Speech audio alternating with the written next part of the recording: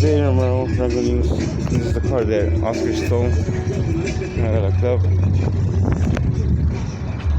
So similar like this.